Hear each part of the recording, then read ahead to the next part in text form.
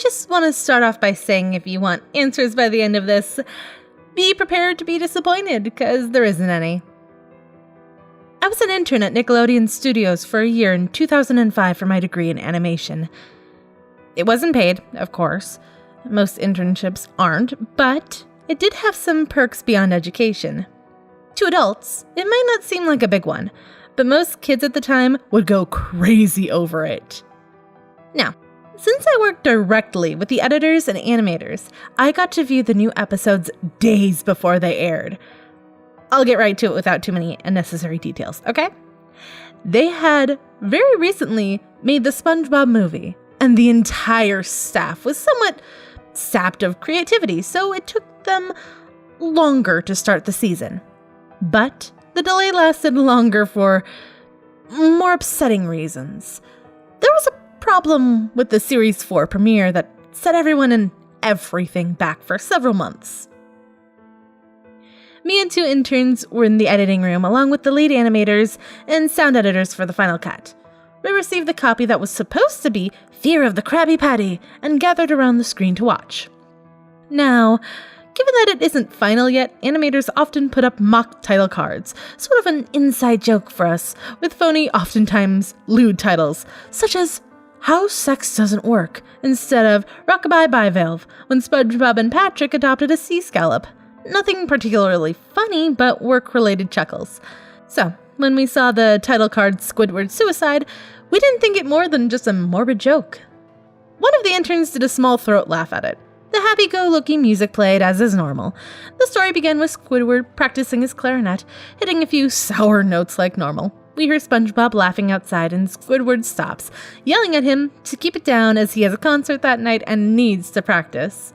SpongeBob says okay and goes to see Sandy with Patrick. The bubble splash screen comes up and we see the ending of Squidward's concert. This is where things begin to seem off. While playing, a few frames repeat themselves, but the sound doesn't.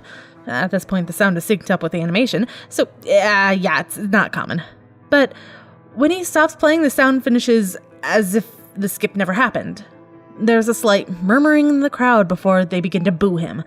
Not normal cartoon booing that is common in the show, but you could very clearly hear malice in it. Squidward's in full frame and looks visibly afraid. The shot goes to the crowd with SpongeBob in the center frame, and he too is booing. Very much unlike him. This isn't the oddest thing, though. What is the oddest thing is that everyone has hyper-realistic eyes. Like, very detailed. Clearly not shots of real people's eyes, but something a bit more real than CGI. The pupils were red. Some of us looked at each other, obviously confused, but since we weren't the writers, we didn't question its appeal to children yet. The shot goes to Squidward sitting at the edge of his bed looking very forlorn. The view out of his porthole window is of the night sky, so it isn't very long after the concert. The unsettling part is the point where there's no sound. Literally just nothing. No sound. Not at all. Not even the feedback from the speakers in the room. It's as if the speakers were turned off. Though the status showed them that they were working perfectly. He just sat there, blinking in complete silence for about 30 seconds. Then he started to sob softly. He put up his hands or tentacles over his eyes and cried quietly for a full minute more. All the while, a sound in the background very slowly growing from nothing to barely audible. It sounded like a slight breeze through a forest, maybe? The screen slowly began to zoom in on his face. By slow, I mean it's only noticeable if you look at 10 shots apart side by side. His sobbing gets louder, more full of hurt and anger, and the screen then twitches a bit, as if it twists in on itself, for just a split second and then back to normal. The wind through the trees sound gets slowly louder and more severe, as if like a storm is brewing somewhere. The eerie part of the sound is that Squidward's sobbing sounds like real, as if the sound wasn't coming from the speakers, but as if the speakers were holes and the sound was coming through from the other side.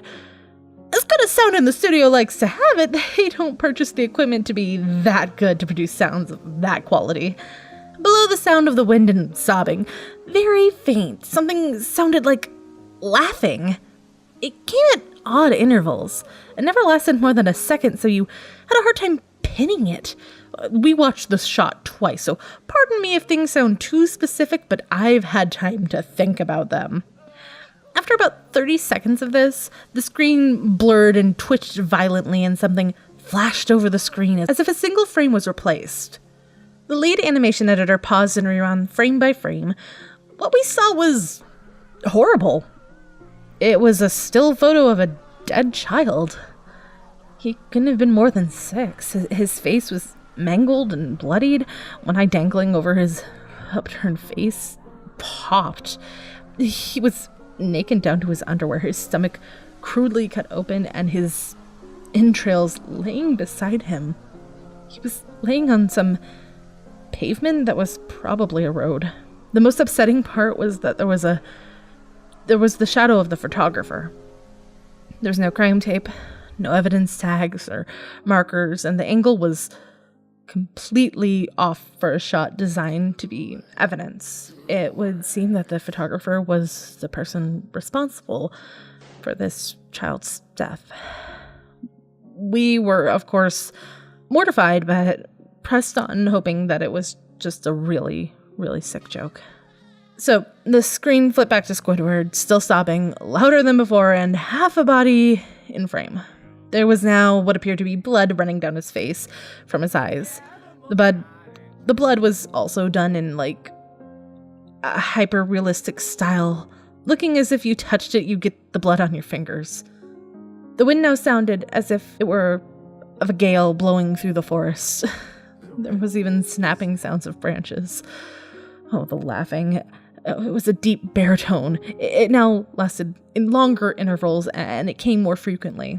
After about 20 seconds, the screen again twisted and showed another single frame photo. The editor was reluctant to go back. We all were. But he knew he had to. This time, the photo was that of what appeared to be a little girl, no older than the first child. She was lying on her stomach, her barrettes in a pool of blood next to her. Her left eye was also popped out and popped. I guess that's the best word for it. She was naked except for her underpants. Her entrails were piled on top of her above another crude cut along her back. Again, the body was on the same street and the photographer's shadow was visible, very similar in shape to the first. I had to choke back vomit in one turn. The female one in the room, she ran out. The show resumed. About 5 seconds after the second photo played, Squidward went silent, as did all the sound. It was when the scene started. He put his tentacles down, and his eyes were now done in that hyper-realism style like all the others were in the beginning of this episode. They were bleeding, bloodshot, and pulsating. He just stared at the screen as if just watching the viewer. After about 10 seconds, he started sobbing again, but this time he wasn't covering his eyes. The sound was piercing and loud, and most fear-inducing of all of his sobbing was mixed with screams. Tears and blood were dripping down his face at a heavy rate.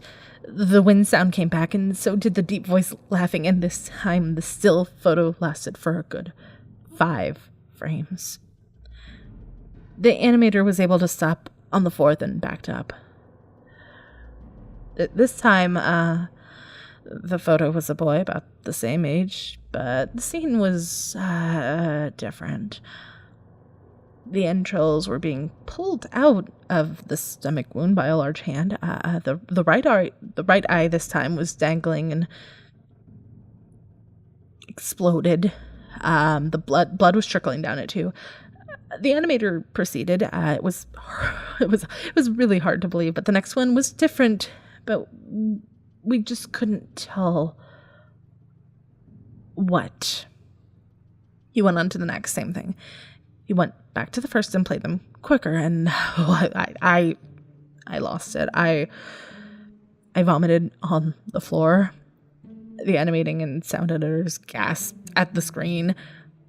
The 5 frames were not as if they were 5 different photos. They were played out as if they were frames from a video. We saw the hands slowly lift out the guts. We saw the kid's eyes focus on it. We even saw 2 frames of the kid beginning to blink. The lead sound editor told us to stop. He had to call the creator to see this. Mr. Heilenberg arrived within 15 minutes. He was confused as to why he was called down there. So the editor just continued the episode. Once the few frames were shown, all screaming, all sounds, again, stopped. Squidward was just staring at us. The viewer, full frame of his face for about 3-4 seconds. The shot quickly panned out, and the deep voice, he just said, "Do it." And then we see in Squidward's hands is a shotgun. He immediately puts the gun in his mouth and pulls the trigger. Realistic blood and brain matter splatters the wall behind him and his bed, and he flies back with just this force. And the last 5 or so seconds of this episode show his body on the bed, on his side, one eye dangling on what's left of his head above the floor, staring blankly at it, and then the episode ends. Mr. Heilenberg is obviously angry at this, and he demands to know what the heck was going on. Most people left the room at this point, so it was just a handful of us to watch it again. Viewing the episode twice only served to imprint the entirety of it in my mind, and it caused me horrible nightmares. I am regretful that I stayed. The only theory we could think of was that this was a file that was edited by someone in the chain from the drawing studio to here. The CTO was called in to analyze it when it happened. The analysis of the file did show that it was edited over by new material. However, the timestamp of it was a mere 24 seconds before we began viewing it. All equipment involved was examined for foreign software and hardware, as well as glitches, as if the timestamp may have glitched and showed the wrong time. But everything checked out fine. We don't know what happened, and to this day, no one does.